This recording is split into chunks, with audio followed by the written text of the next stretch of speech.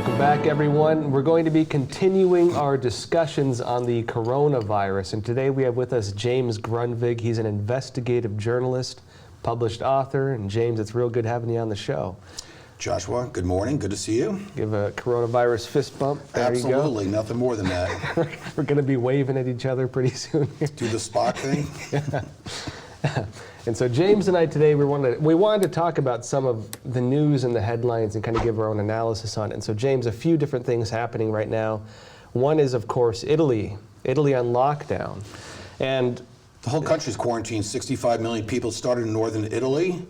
And it's really strange how that's where all the protests were against pharma and vaccines and things of that nature a year ago.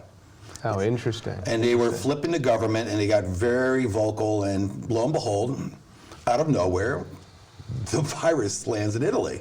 And people can say, yes, 3 people from Wuhan flew in, whatever the vector was, but kind of odd. And then they quarantined them, and now the whole country's quarantined. And then this morning, I read in the news that 30,000 U.S. troops land in Italy.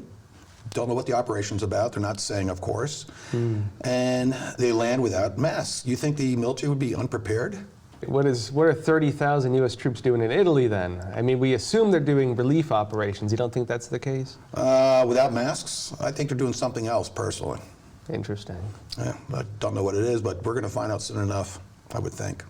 Good stuff. So right now, the crazy thing in Italy, the number of deaths jumped from somewhere around 100, a little over 170, to over 800 in a single day, 24 hours. Correct.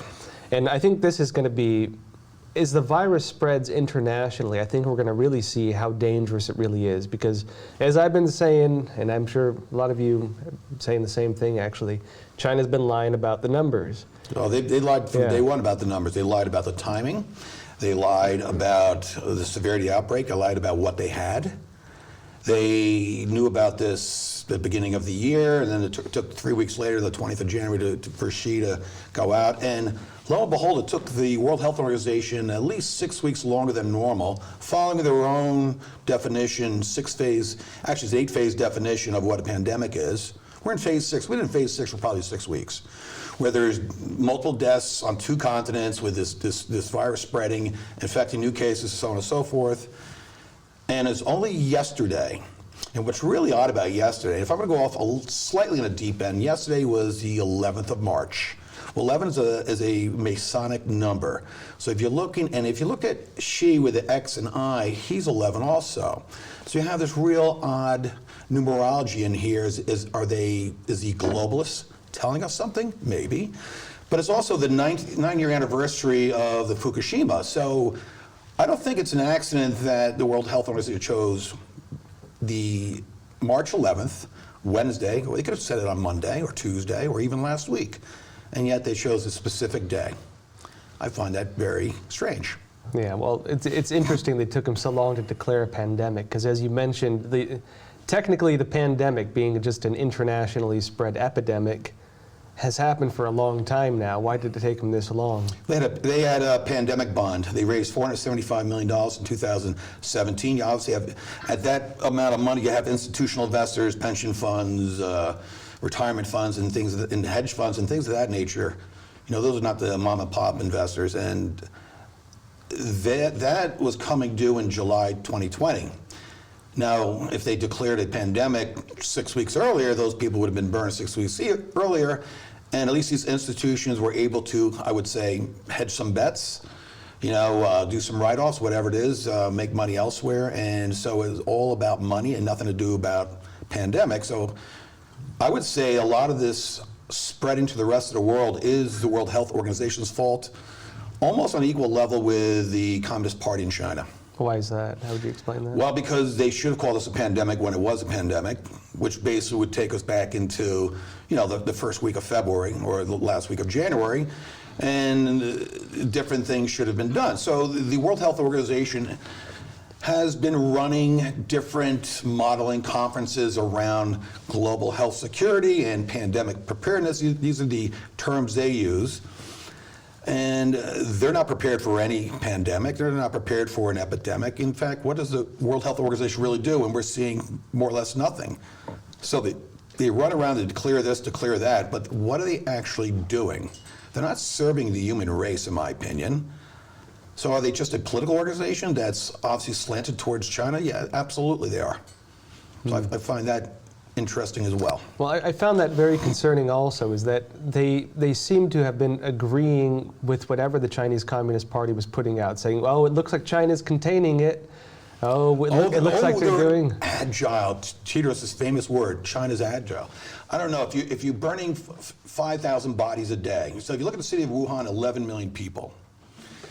And on an average day, in normal years, you have about 500 people, between 450 and 500 people dying a day, right? So you have 30 crematoriums, funeral homes that are taking care of these bodies. That's normal. But if you're at the height of it, ordering 1 million body bags, which Wuhan did, you're not doing it for 3,000 cases. So the numbers are complete, total fiction. You had a Dr. Martin Blazer, I think his name is, from Rutgers University, was on CNBC Squawk Box yesterday. He comes out and says these numbers are completely fake.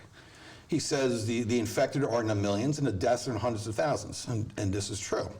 And there's photographs that were on Tencent and some other videos showing, construction crews at night literally burying bodies. And I used to be in construction. So you dig these deep ditches, you have all these body bags, you line up people, and you put all this geomembrane, this giant fabric, and then you're doing this in layers, just like you'd layer a cake, unfortunately. And this is pictures of that, middle of the night, doing this kind of operation, and she's going around glad handing himself, look, I've war against the epidemic. No, he's been a war against his own people. So in some ways, it's a population control experiment. Now you have to compare Italy, Iran, which we don't have as much photographic evidence, United States versus Wuhan and Hubei province. What's the difference? You don't see people in the United States walking down the street keeling over from coronavirus. You don't see people dying on steps in Italy. You don't see any of this. They're all dying in hospitals or in their homes, but they're not dying out in public in the street, so they're not falling over. So why? Yeah, and just for the context of this too, there have been a lot of videos in China of people walking down the street in China and just falling down dead. I mean, and then twitching a little bit. Twitching, and it's not like they're getting a body blow. There's nothing, right? They literally keel over and they hit the ground. There might be a twitch, and then they're done. They're finished. Why is that? So why does that happen in Wuhan, but nowhere else in the world? It doesn't happen in Korea, not in Japan, not in Singapore, Thailand, Vietnam, not anywhere else. Certainly not in Europe, and definitely not in the United States. So why only in Wuhan province? Well, it's interesting because, I mean, I'm interested in your take on it too, but, so I've been looking into this as well. The number, according to our research at Epoch Times, it seems that the number of dead in Wuhan is significantly higher than in other parts of China. Oh, yes. Something in Wuhan is making the virus more dangerous. Right. So what's your take on it? So what are the cofactors? So some scientists published a thing about oral hygiene. Well, there's plenty of places in India that have, poverty-stricken, have poor oral hygiene. Hong Kong has it, but Hong Kong people are not dropping dead in the street, right? Yeah, or like smoking, but yeah, they smoke just as much in Hong Kong. Right, so I mean, and so they were in fact protesting only 2 weeks ago, right? So I mean, this is all nonsense. So something's completely different. So you can remove that. Go through a process of elimination. You remove that, you move other things, and you only end up with one thing that makes Wuhan different than anywhere else in the world. It's the first city to become a giant 5G hotspot. First place. So you think 5G is affecting people's immune systems? Yes, I do. So there's two factors. So the 5th generation technology has a very specific sweet spot. This is what Nikola Tesla discovered. He called it an ether, a place to send signals at a perfect frequency. The frequency is 60 gigahertz. It is really strange. So what that does is from point A to point B, you can send a signal back and forth clearly. And the reason why is the line of signal goes through and basically splits up all the oxygen. It absorbs 98% oxygen in the line it goes through. And if you have multiple signals go out to multiple relay stations, to multiple beams, to thousands and thousands, it's going everywhere. So even though the average person doesn't feel this, these signals are going through your body. And so what it does, it splits O2, right? The O2 molecule, two O atoms. And in between are electrons that connect these atoms that are usually just in dormant and they're like the glue that hold these molecules together. They spin around, and then they can split. And if this is happening to human beings walking down the street you're going to have several things happen.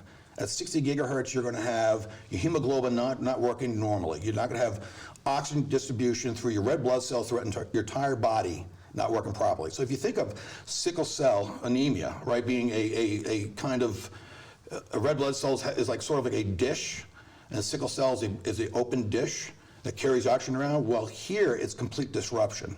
So on one level, you're not getting oxygen distributed throughout your body efficiently like you used to. It's being disturbed. So that's one problem. So if you're looking at the people falling down, I look at that as the death zone in Mount Everest, acute mountain sickness.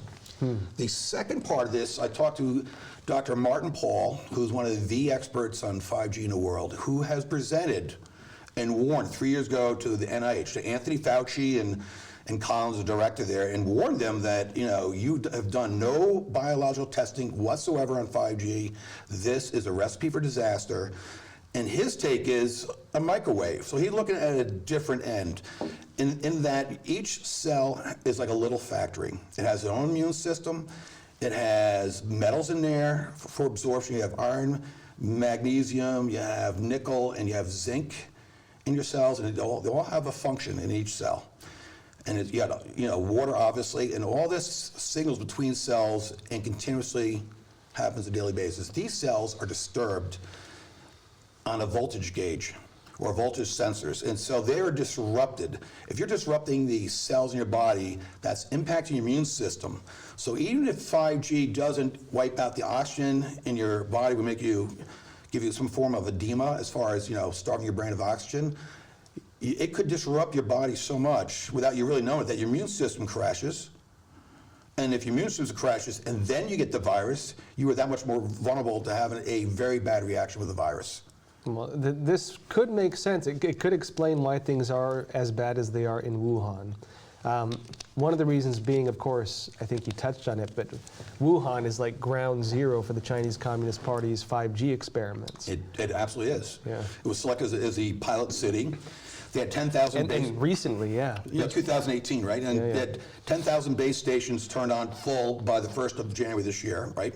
They turned on 20% of them, so 1,850 technically, on the 15th of October for the World Military Games, because China wants to show how great a country it is. You know, this is all about the CCP and present itself to the world and show off that, yeah, we're the first 5G hotspot in the world, and here's this great stuff. And sure enough, you had this happen. They turned on all the base stations. They're actually installing more, if you could believe it. And now they got this virus running around that's wiping out a lot of their population. But it would make sense that if it splits oxygen molecules. I mean, I'm not saying this is the case, but I'm just saying, based on what you said. I'm not saying the case either. I'm not a scientist, but it does make sense. But you got to think if it's a SARS-like virus, SARS-2, yeah, right? Yes. Severe acute respiratory syndrome. It's going to, if your oxygen intake is being impacted, obviously you're going to get lightheaded, and obviously you're going to fall over and maybe die, like you mentioned with like people climbing Mount Everest. And so Dr. Paul's published lots of studies, and some of his findings as far as affecting the voltage sensors in the cells, sudden cardiac arrest. Really? Right. So that can cause cardiac arrest, you're saying? Sudden, yeah. If you get too much of, that's why you should shut off your Wi-Fi at night and just subtle things like that. You shouldn't have your Wi-Fi and laptop on all the time. You need to physically break from this stuff. So there is, some people are very vulnerable to this, yes. That's interesting stuff. Now, currently the virus is in 4 main places. I mean, it's in a lot of places a little bit, but 4 main places heavily. And that right now is China, of course. Yeah. Italy, Iran, and South Korea. Why these 4 places? Well, South Korea became obvious. They have a cult church, is what has been called in the media. I don't know anything about the church. I did a little research. They have a branch in Wuhan. So when some of their members came back, they were like Typhoid Mary. They were literally bringing the disease with them back into Korea. And because it's asymptomatic, at least for 5 days, they're spreading the disease, and no one knew this. And so what Korea did is not what Europe is doing. So what Korea did is they got ahead of the virus curve. So instead of the pandemic go like this, Korea was able to force it to go down. How do they do that? If you were even suspected of being in contact, they quarantined everybody. So if you had one person that was with 40 people, they all got quarantined, and they took fierce control of everything, and they actually threatened to arrest or indict the leader of the cult church for criminal charges, which I find very interesting. And so what did he actually know? And it's pretty interesting. So Korea got way ahead of the curve where Italy did not. Italy is the opposite direction. What is Italy doing wrong in your analysis? Well, initially they should have jumped on this as soon as the first cases came out. They should have done something comparable to Korea, which is then not only, self-quarantine, no, quarantine. No. We're not going to give you a choice. You're all going cattle. You're going to go here for 2 weeks, and we're going to find out the ones who are sick, put them here, and the ones who are suspect over here, the ones that are positive over here, and they will release them. However, this is not done. The self-quarantines don't really work because a lot of people are selfish, like, oh, I need to go out tonight, and they don't even realize they might have the disease and be a carrier. So it's not like measles, where measles shows up in your face. Like, all right, now I'm sick, or you get a fever. The asymptomatic part makes this very difficult to contain. Well, what's real crazy about Italy, too, I've seen reports now saying that because the hospitals are so overloaded, that they're telling doctors not to treat elderly patients. They're having to pick and choose who they treat at this point. Yeah, well, so think of a war. We're in a war right now against this virus. Ho difficoltà anch'io a far capire alla gente queste cose e forse do la colpa proprio al fatto che, essendo una cosa astratta che non si vede, la gente non percepisce il pericolo. Sarebbe meglio far vedere com'è la realtà nelle terapie intensive degli ospedali della Lombardia, perché credetemi, è una cosa veramente che non si può immaginare. And in China, they're actually calling it that too. Yeah. Yeah, no, it's actually a war, and you're going to have to pick and choose. And at some point, is it worth saving an 85-year-old? I mean, it's a great heartwarming story, or is it more important to focus on a 55-year-old, 35-year-old? And you have to think along those lines. Who's lived their life and who hasn't, right? And who's actually got the best chance to recover from this? Just because you save someone doesn't mean an 85-year-old doesn't pass away in a few weeks. You don't know. Very concerning. Now, of course, there's rumor now of New York on the brink of lockdown. You're saying it might be inevitable. This is really funny. All right. As a New Yorker. All right, give it to me. What do you got? As a father of a 20-year-old autistic kid. So I'm watching TV last night. NBA suspends the season, doesn't cancel it, but they suspend the season for now, right?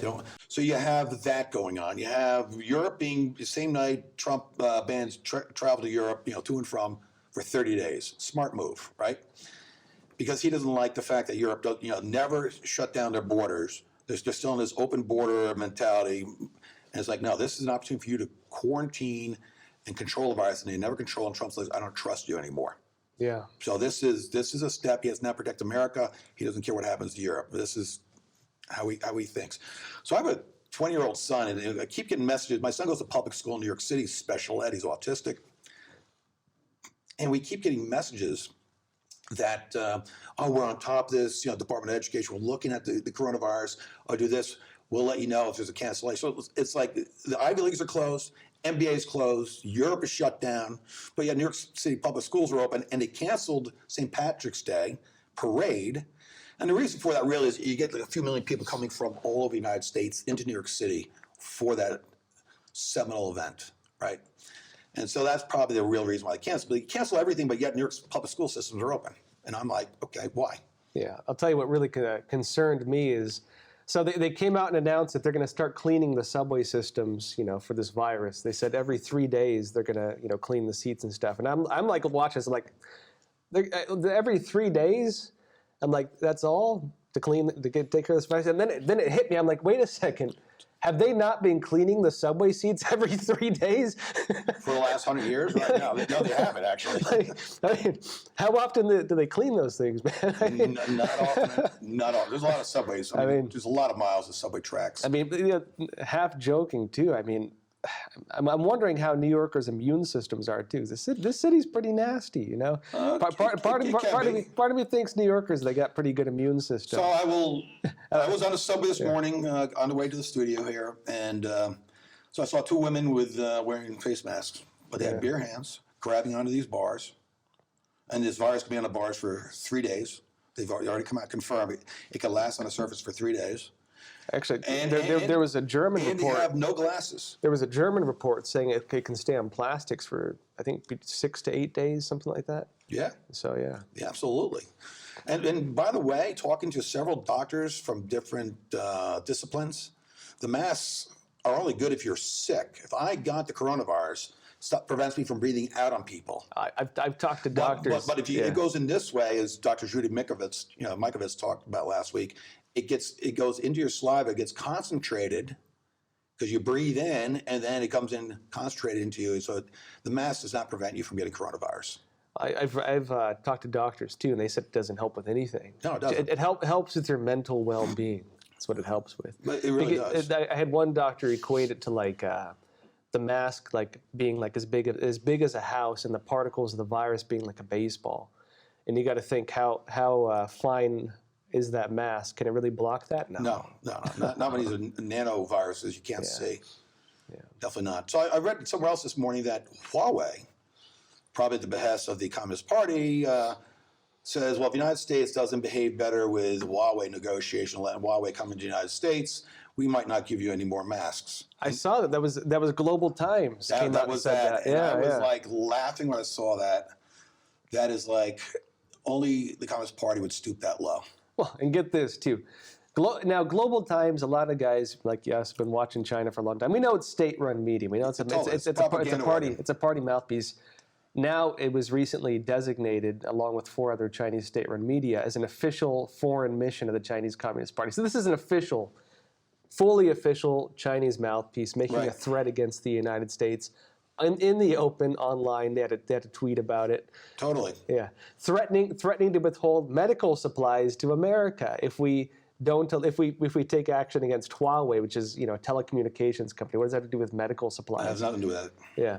And so, but this is, in my opinion, this is horrible timing for them. I mean, it's good for us, but horrible timing for them because the U.S. right now, the whole U.S. government is talking about, whether we should be manufacturing all of our like health equipment and medicines in China. Oh, we're going to. This is the supply chain issues might be a lot of disruption this year, but it's going to be corrected. Well, and even worse than that, the company in China that manufactures a lot of these masks, from what I've heard, is an American-owned company. Right. They manufacture in China. They supply these masks to most parts of the world, and China nationalized that company. How do you nationalize a foreign company and then say it can't export goods to the country it's from?